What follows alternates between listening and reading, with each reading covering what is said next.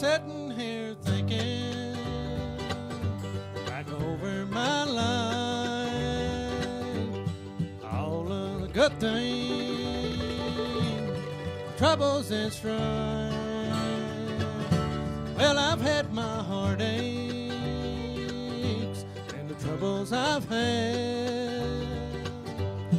Still think good things outweigh the bad. I rock my babies at night when they cry. I watch their teardrops turn into smiles. Then when I realize that all the trouble I've had, but I still think the good thing outweigh the bad. I'm Rachel Simpson, and this is my friend Doug Campbell. We're doing a little interview so we can hear all about Doug's life growing up. He's been in Missoula for We were neighbors 69 years. Neighbors for quite a few years. That's right. We were neighbors, next door neighbors for years, and that's how we became friends. And I consider myself very lucky for that friendship. I always enjoyed having you as a neighbor. We had fun. We did a lot of talking over the fence because we were both gardeners, and Doug had a beautiful garden. And it seems to me you've been in Missoula for at least 60 years, right? 69 years this year. 69 years? I came in 1937. And how old were you then? 21. 21. And tell me about where you came from. I came from eastern Montana, Macomb County. My folks homesteaded out there in 1911. And then I was born in 1916. And my sister came along about 4 years later. And they farmed, and then my father was the first elected clerk of court in Macomb County in 19... When they settled there, it wasn't Macomb County, it was Dawson. That county was huge. And then in 1919, they split off 3-4 other counties from that, and Macomb was one of them.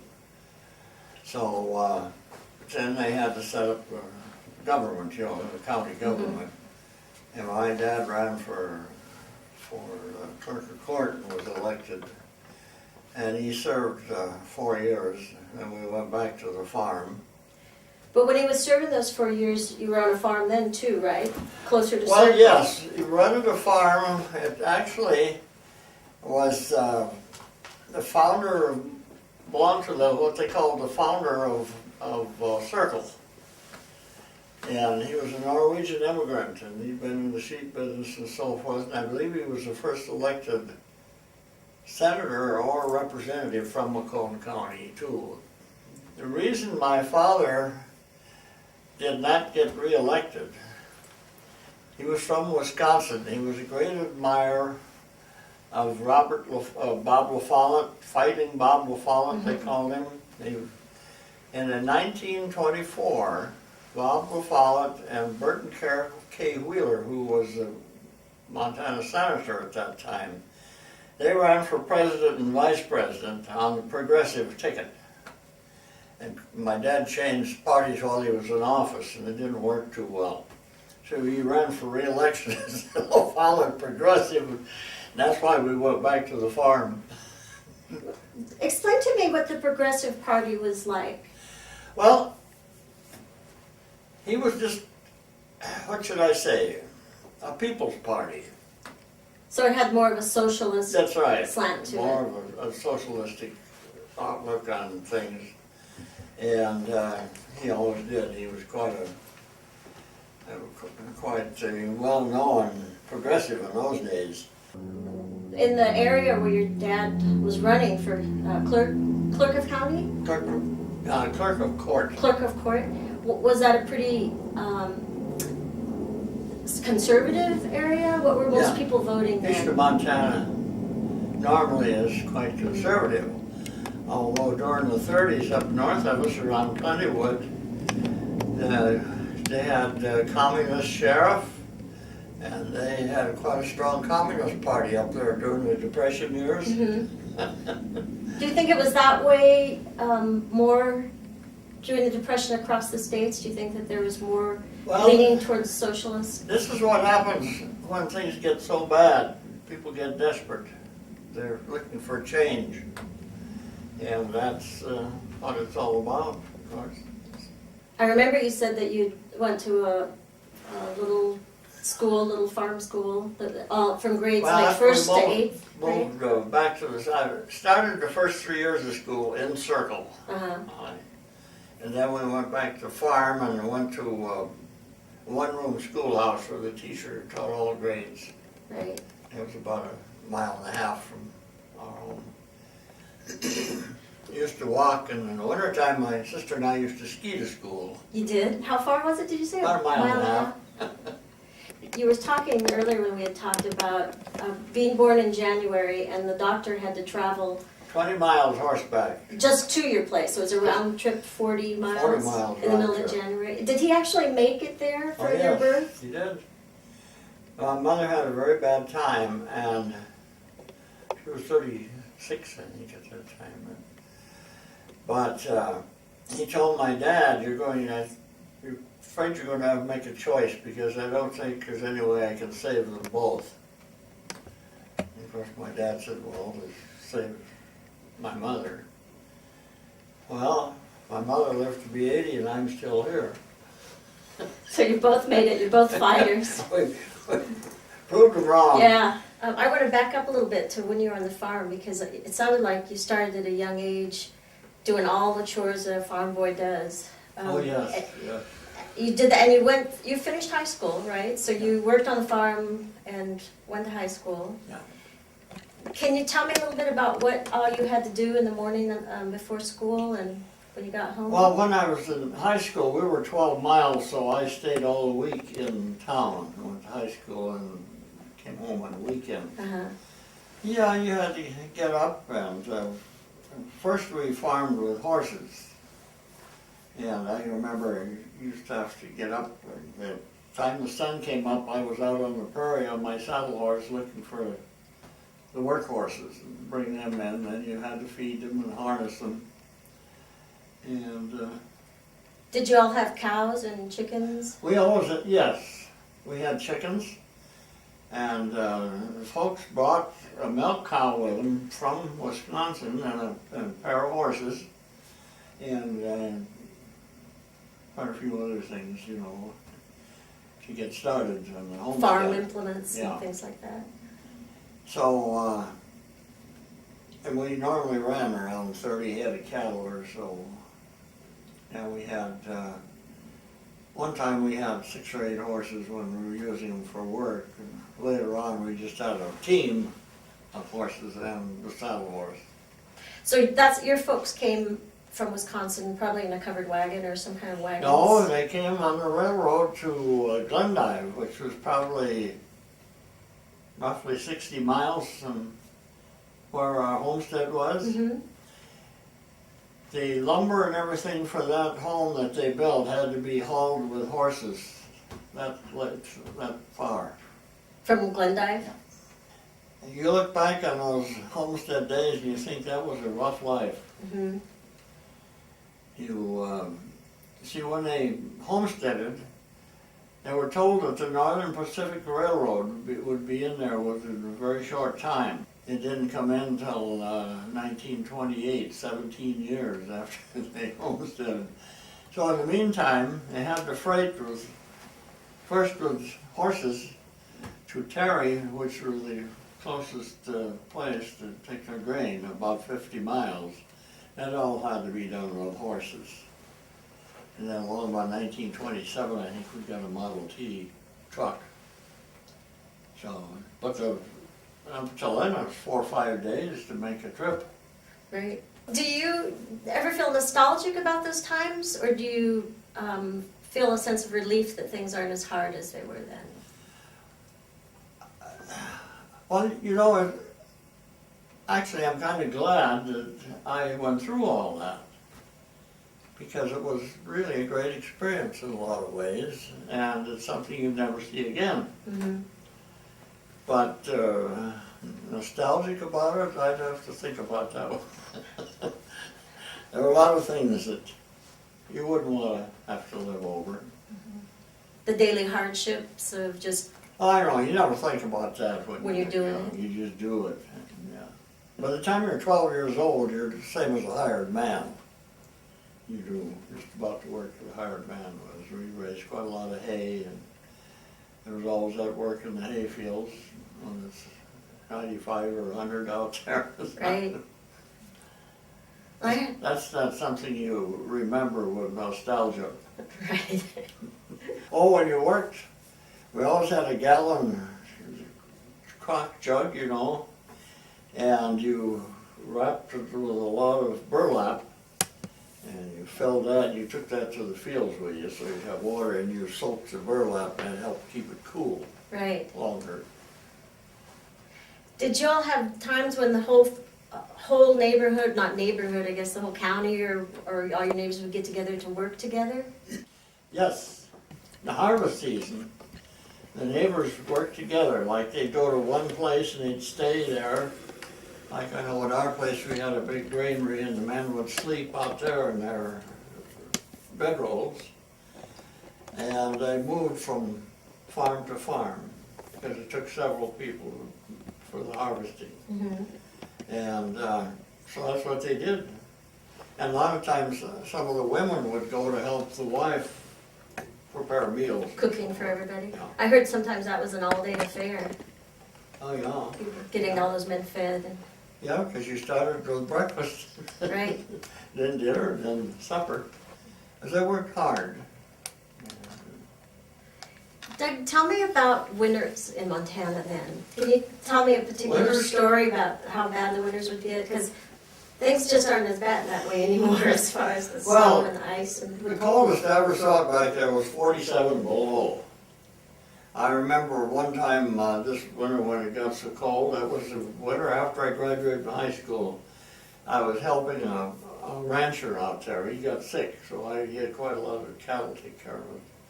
So I was out there for a month or so and helping him. And I remember one week, I think about the warmest it got was 30 below in the daytime. that was the warmest. And you could look up at the sun and see nothing but ice crystals floating around. And was there, Everything was closed. The schools in Right. town, out in the country, everything was buttoned up. So we used to get quite a lot more snow than we do here. Mm. Of course, we don't get much here anymore. Right. We used to get quite a lot here, but we don't anymore. One of the worst storms I ever saw was the first week of May. A neighbor stopped by and picked my father up. They had some business in town, 20 miles, circle. It was 4 days before they got home. We got a horrible storm. And in those days, they weren't out plowing roads either. That storm started, and long afternoon, my mother said, I think maybe you better get on the horse and go and bring the cattle in. We had a big shed there. I think you should get them in. Because this was during the calving season too. And so I did and brought them in. I missed one cow that had gone off somewhere to have a calf, so we lost that calf. A lot of the ranchers lost a lot of livestock that year, the calves especially, the young calves. But anyway, I got the livestock home, and that night it wasn't as cold as it would be during the middle of winter, but it was a horrible wind. And the wind was so bad that we had coal stoves, and they wouldn't draw, they just backed the smoke up into the room. So my mother and sister and I sat there all night wrapped up in quilts to keep warm, because we didn't have any heat. couldn't keep the heat going. So was there blowing snow and heavy snow? Is that what the Heavy storm snow, was yeah. about? Our barn was kind of dug into the side of a bank, with a roof over it. When I went out the next day, I had to start tunneling to get into the barn. And it had caved part of the roof in, and it was a real mess. You can imagine the men in town, they wonder what's going on at home and how we're making out and so forth. But like I said, it was 4 days before they could get home. When did you get some phone lines up there? We didn't. Never? Or not all the time you were living there, you didn't have phone lines? We had one when I went to school, high school in Brockway. There was one, I worked at this little cafe. It belonged to a lady who was a neighbor of ours. I worked there for first 2 years for my board and room while I was there. There was a telephone in there. And I'd get a call, and she was always sending me somewhere in town to call somebody to come to the phone. So they just have to wait on the phone until somebody got there? Got Oh, the yeah. person calling? And then, of course, those were phones where everybody along the line was hooked in. Right. And I can remember somebody saying, "Would you please hang up so I can get my message?" Right, the party lines. People aren't used Yeah. to party lines anymore. That way everybody knew everybody's business. Right. Yeah, it was an interesting life. We were all very poor during the Depression days, but you didn't think about it because everybody was in the same boat. You didn't really... Of course, on the farm, you're fortunate. You have plenty to eat. We always had a big garden. My mother canned vegetables. And we had our beef and our chickens, our eggs and so forth. So we were never short of food. Were there people around you who were? I don't think so very much. Because mostly farmers and Most ranchers that everybody could feed themselves. had a big garden and so forth. And you didn't eat fancy, but it was healthy. What did people do for the basic things they needed money for, like taxes? Taxes, you didn't pay them. You didn't have any money. That's how my dad lost the place. It was sold for taxes after. Of course, he walked off and left it during those Depression and drought years. He went and got a job. That's where they're building the Fort Peck Dam. He got a job as a carpenter. Yeah, it was pretty rough. And how we got our basics, like say flour, sugar, coffee. Well, during those Depression years, the government furnished gasoline for the farmers. You could get free gasoline, and they furnished them grain for seed. Mm-hmm. So I remember my dad would take a couple of barrels to go in and get gasoline, and the fellow at the station where he bought it would give him 2 barrels, but charge him for 3, give him the difference of that 3rd barrel in cash so he could go over to the store and buy a few necessities. Right. That's how tough it was. Yeah. It was strictly illegal, but everybody did it, so the only way you got by. Right, to get cash. Yeah. And I suppose if you're living mostly out where everybody else had chickens and pigs and food that you didn't really have anybody that you get cash from for those things. Did you ever bring things into town for cash? wasn't any Eggs cash. or anything? There just wasn't. See, for a number of years, you couldn't raise any crops. Your wheat had come up about so high and Because of the drought? weather. And we finally had to sell our cattle because we couldn't get enough feed to keep them through the winter. And they were really rough times. So, in your family and amongst your father's friends and your mother's friends, was there talk about the politics of the Depression Oh, and, yeah, and yeah. what the government was doing to help people and to change economic problems? Yeah. And how did those discussions go? Well, some of them, my dad would praise FDR sometimes and cuss him other times. I think that's the way with everybody. They didn't, but they got the help. That's one thing they did appreciate. From FDR? You know, at least most of them did. Some of them didn't appreciate that. They would still say the government can't do anything right, you know, like they do today. Help me with my history. Now, was FDR part of the whole New Deal?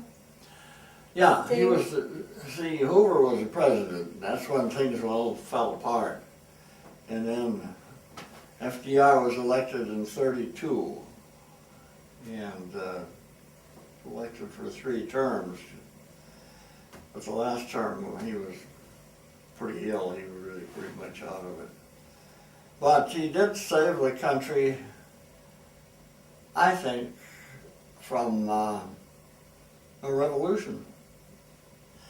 I remember even then reading where back in places like Minneapolis and St. Paul, there'd be truckloads of milk coming in from the farms, and the people in town that couldn't afford milk could go out and stop those trucks and drain it all out in the ditches. And they say, well, if we can't get milk, they're not going to get any either. Oh, I'd never heard of that. Yeah, you know, people get pretty desperate. Right. You know, they'll do that's when revolutions happen. You push the people about so far, and then they rebel. They have to do what they can to survive. Yeah. What kind of programs were put into effect that were helping the people then? Can you name some? Yeah, they had the ones to help the farmers. Like with They the had gasoline? Gasoline and grain for seed, Uh-huh. because you couldn't raise any, so you were dependent on that. And I remember when my sister started high school, the year after I graduated in '34, they had built a dormitory in town by the school, and they provided what they called dormitory relief. You could get, government would pay for their board and room while they went to high school. Was there any Social Security at that time? Social Security, no. I came to Missoula in '37. That's when I signed up for Social Security. It's been in effect, I think, about a year or so. And that's one of the things that Roosevelt did. It was very good. That they're trying to dismantle now. Mm-hmm. What do you think of that idea? It's lousy. Yeah. I've got an article about England when Maggie Thatcher was Prime Minister. She pretty well scuttled they had a Social Security program, and she just wrecked it. A lot of the people wound up without anything, and of course then they start getting back into it, but it takes a while, you know. If you're out of it for a while, you lose all that. When you were, no, it was actually when you first came to Missoula, I think, and you started to go to the university, you were working like 6 and 7 days a week. How many hours a day? You know, by the time I went to, the short time I went to the university, I think I belonged to the union then. We'd gone to 8 days, 8-hour days. And, but it was still tough working full time. I'd been out of school for 7 years. Yeah. Were you ever in the military? No. No. So They turned me down. they did? Yeah. And I didn't argue with Yeah.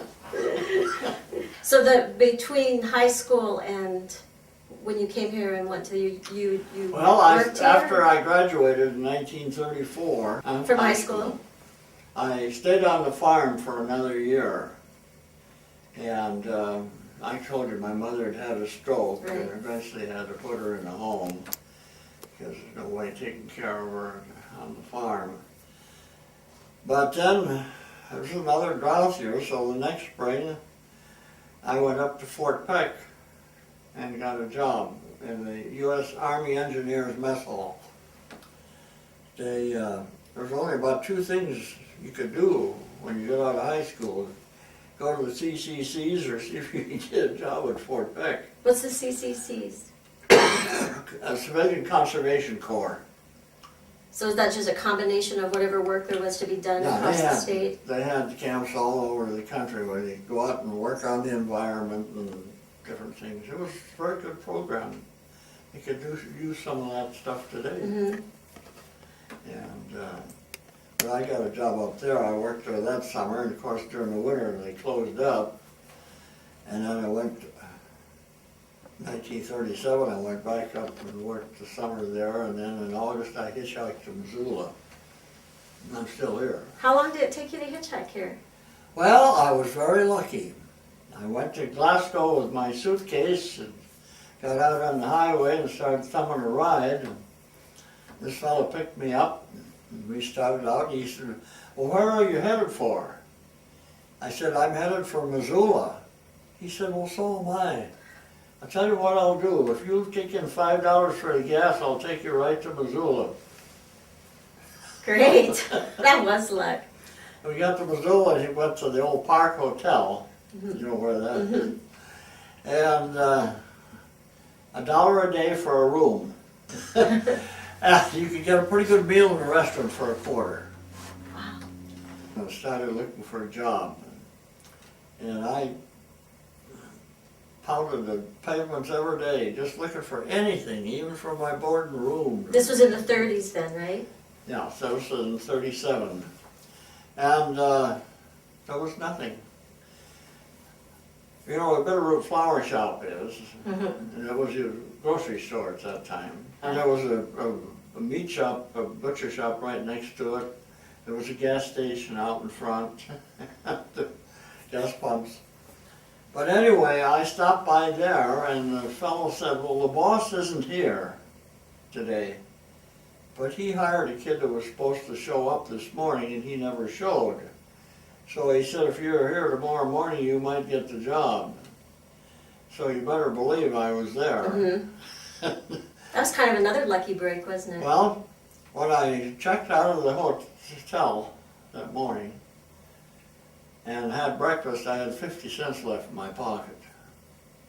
So you would have been able to stay the night No. at the hotel? When I got the job, and I kept worrying all day, what am I going to do tonight?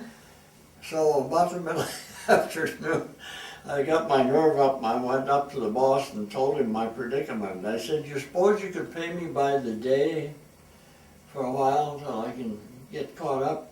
Yeah, no problem. So he paid me $2.50 every day. That's $17.50 a week. And that did not include, you worked overtime, you didn't get paid for it. That was just a flat $17.50 a week. And I went one time as much during the busy season, as much as 6 weeks without a day off. Still no overtime. How did you get ahead in any way when you were working for a couple dollars a day and it cost you, how long did you live at the Park Hotel? That was taking a good chunk out Not of your too wages. long. I'd only worked at the Bitterroot Market maybe a month or something like that, and I got enough money ahead to get a room down the street from where the store was for $12 a month. Oh, so that helped. There was no facilities for cooking or anything, but So you went and ate at still a... cheaper. I'd eat in the restaurants Ate all the time. for $0.25. Uh, And then the fellow was the manager there, the one that I talked to when I first went in.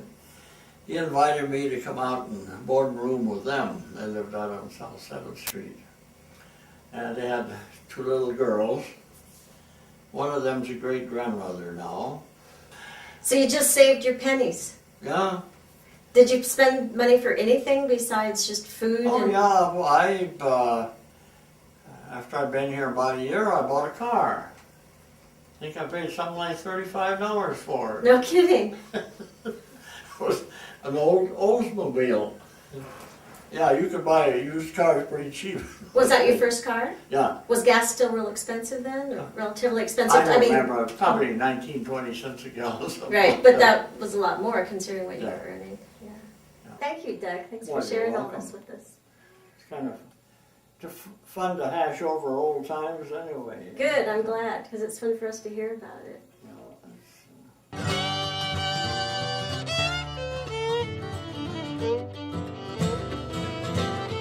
I rock my babies, and now when they cry, I watch their teardrops turn into smiles. Then when I realize that all the trouble I've had, but I still think the good things outweigh the bad. But I still think the good things outweigh the bad.